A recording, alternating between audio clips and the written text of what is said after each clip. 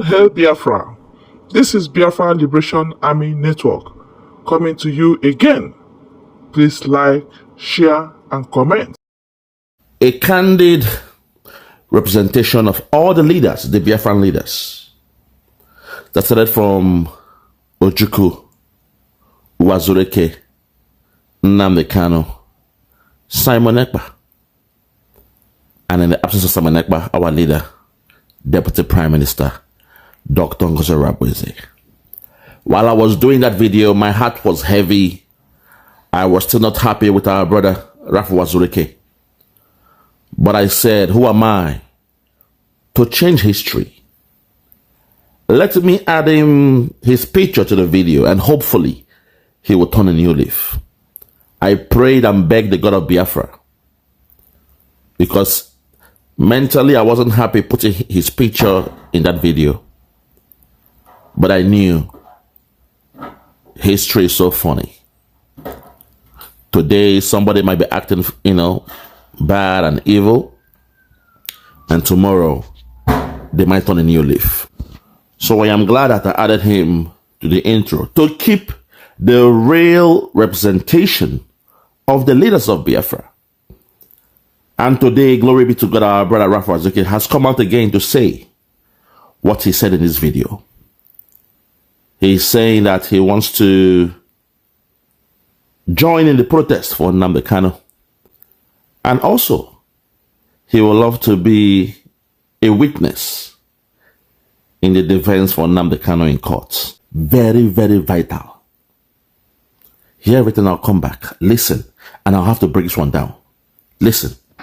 I've listened to the court appearance of Nnamdi Kanu today, and listened to the representations made by his lawyers, and which to say that I want to be part of any peaceful demonstration in Abuja or anywhere in Nigeria for the release of Nnamdi Kanu. I personally reached out to Barrister Lawrence Ejimako long ago, telling him that I would want to be one of the witnesses, defense witnesses to Nnamdi Kanu. Recently, just about last week, I reminded him of my desire to be one of the defense witnesses to Martin Nnamdi Kanu. You can ask Lawrence Ejimako. I told him. So, for this new development, I want to be part of it. I am ready to go to Abuja or any part of Nigeria where such demonstrations will take place. I will be part of it, provided it is anchored on non-violence, peaceful protests. I will be there, and I mean it. I will personally be there. This is not all about Nnamdi Kanu. This is about Igbo. Yes. If anybody thinks that Nnamdi Kanu is being humiliated today, no. It's Igbo that are being humiliated. Yes. It's not about Nnamdi Kanu. There's nothing like terrorism, this and that. Nothing like that. When my men were being killed in the streets of Southeast, we are the terrorists. Listen. What did they do? When Nnamdi Kanu, when Ojukwu was declared to be arrested by DSS, simply because he said he supported Wazureke. He was given a one-way ticket. Listen. Economy class to Abuja. Listen. What did he do?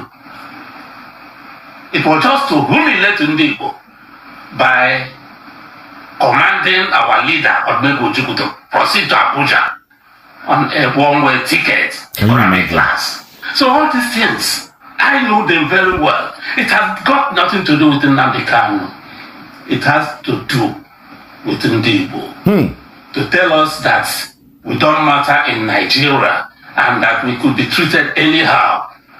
If you talk of terrorism charge or whatever, how can you be negotiating with terrorists from another tribe, one tribe, and keeping into prison terrorists from another tribe? Where's the justice? So it has not got, it has nothing to do with Nnamdi Kanu. It has to do with the injustice rooted in Nigeria against Igbo. That is why I will be there. That's why I will be there. It could be anybody else. It could be anybody else. It has nothing to do with Nnamdi Kanu, terrorism, blah, blah, blah. Nothing. It has everything to do with Igbo.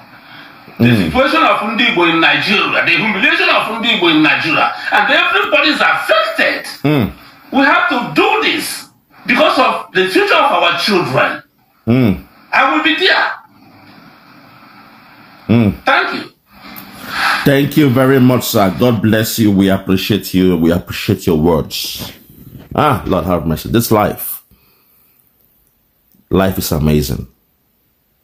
Life is amazing. Sometimes we condemn somebody and we want to throw away the baby and the bathwater. For so many a time, we've seen Ralph Wazurike as an enemy to the people, an enemy to Biafra, an enemy to Nnamdi Kanu, an enemy to Simon Ekpa. But today, he has proven that no. Over time, he has seen the activities of Nigeria towards the Biafrans. And now, that thing he did not see, Nnamdi Kanu saw. Today, it has become manifest. It has manifested to him. It has been revealed to our brother Ralph Wazurike. It is clear that Nigeria is a problem. Nigeria is the aggressor, not Nnamdi Kanu. Because sometimes there is a different way an elder will react to something compared to a youth. Nnamdi Kanu was in his heydays, a youth, when he saw the trajectory that Nigeria was going. We saw his video in England where he was speaking in favor of Nigeria. Speaking about Boko Haram, how, if they're not careful, before you know it, they're going for a march in Nigeria because of Boko Haram and the Chibok girls. If not, one day, the Boko Haram will take over Nigeria. He was advocating for Nigeria. And today, it dawned on him that this problem is not about Boko Haram against Nigerians, but it is the rulers of Nigeria that hired the services of Boko Haram, ISIS, ISWAP, Lakurawa, the Fulani killer headsmen, intervened to take over Nigeria and turn everybody into servitude, to Islamize Nigeria. That was the end goal, because of the greed of the resource that is found all across Nigeria. You see, the problem with countries like Saudi Arabia, the problem with them is once they start doing this, their League of Nations, the Arab League or whatever they call it, they will now come with their jihad, kind of format where they say, okay, this country, you deserve to be an Islamic country. And before you know it, your so-called leaders, they will go into work to Islamize a country that they already control the resources of those land. And we all saw what happened. So today, I would like to break this video down because some of you listen to the video, but there's some wisdom. Every sentence was laced with wisdom by our brother Ralph Wazurike, a man I have come to respect, a man I appreciate now so much, a man that I am glad that I did not relegate to the background. So let's take our time and break this video down, please. Very, very important. Now listen, please. Listen.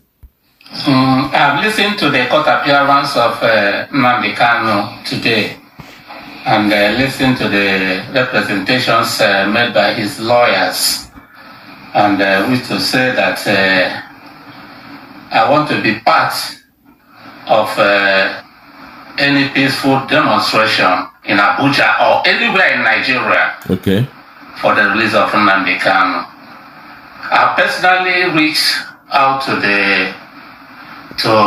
Barrister Lawyer Ejimako long ago, telling him that I would want to be one of the witnesses, defense witnesses to Nnamdi Kanu. Hold it there. He personally reached out to Barrister Aloy Ejimako long ago, letting him know that he wished to be part of the defense team of Mazen Nnamdi Kanu. That was when we saw those people wearing masks, balaclava in the court, testifying against Nnamdi Kanu. And some people came with a narrative and said Rafa Azurike was one of those that wore the mask to testify against Nnamdi Kanu. But we are glad he came out to defend himself, clear his name, and also he went the extra mile. They call it going the extra mile. He went the extra mile by telling one of the lead counsels of Mazen Nnamdi Kanu, in the name of our good friend, our good brother, Aloy Ejimako. He told him he would like to be a witness in the defense for Nnamdi Kanu. So that means when Nnamdi Kanu is defending himself in court,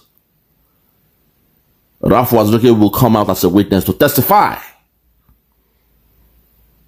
Let them know why he came up with Masob.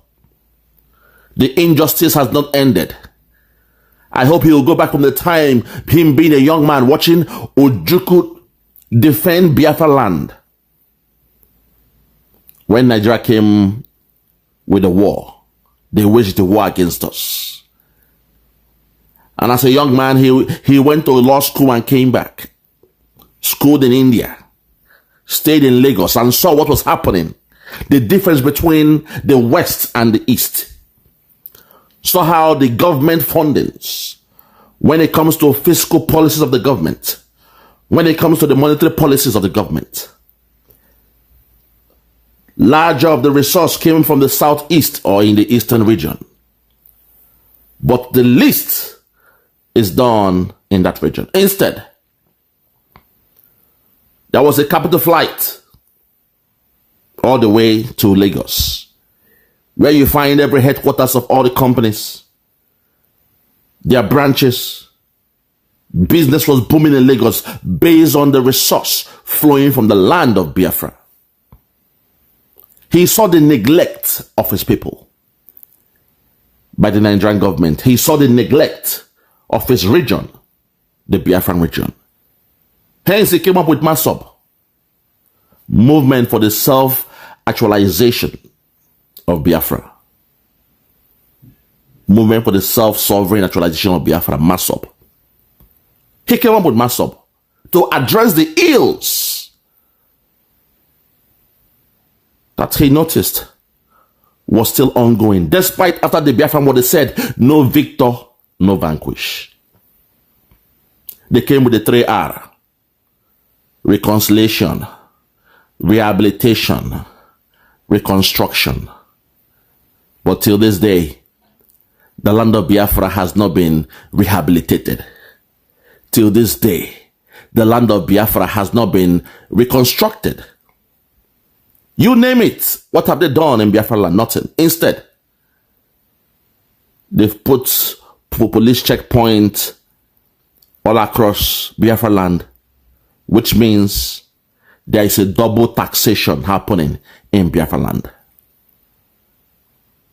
They know it is illegal, but it's the norm. It's the way to pay the government and the police, the army and the rest of them. A way to subjugate the people. Make you feel you are not free in your own land. As the saying goes, in the Western world, the black man is free, but everywhere on chains. In America, there is a saying that the black man is free, but everywhere on chains. The hands are chained, and the legs are on manacles. Same way in Nigeria. During the time of Azurike, he saw that the Igbo man, the Biafran man, is so-called free in Nigeria, but everywhere he's in chains.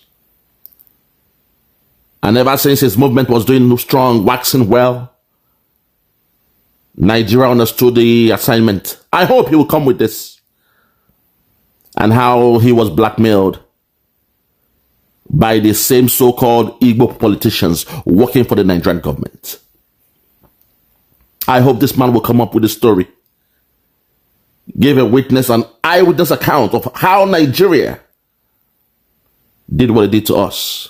The subjugation, humiliation, the castration of the Igbo land.